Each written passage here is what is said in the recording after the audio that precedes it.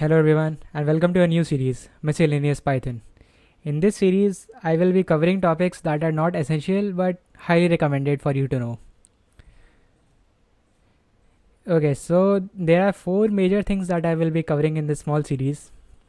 The first of which are Python virtual environments. I will go over why you should use Python virtual environments, what they are, and how you can use them. I will cover Python virtual environments using both Python 2 and Python 3. So you can use them regardless of whichever Python version you are using. Next, I will go on to type hinting. I will tell you what it is and why you should use it, and why it makes your code easier to understand and consistent. Thirdly, I will be covering f-strings, which is a less verbose string formatting method, and that also takes less processing times. You might be aware of some other string formatting methods, but I will show you how f-strings are faster than those. Lastly, I will be covering unit testing, and I will be using the PyTest framework to help you understand unit testing in Python.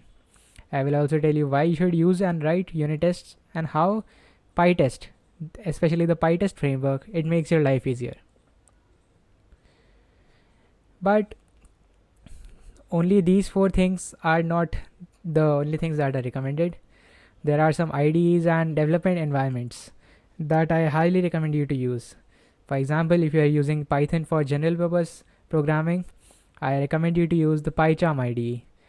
And if you are venturing into data science, Jupyter notebooks are something that you will not regret getting to know. Lastly, you should also read up on the Puppet's coding style, and use that coding style in all your projects, because that will make your code easier to understand and others can also collaborate freely.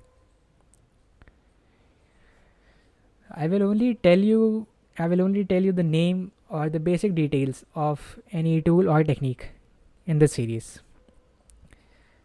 I will leave it up to you to use those tools or techniques in practice and in your projects. Also, if you later go on to join any organization, these tips and tricks will definitely come in handy and you will not regret getting to know these.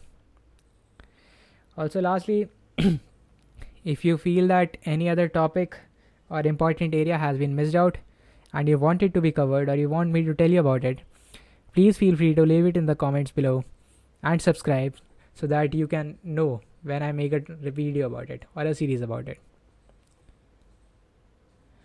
Okay, thank you. I hope that you use these tools and techniques and create better Python projects. Okay, thank you. See you in the series.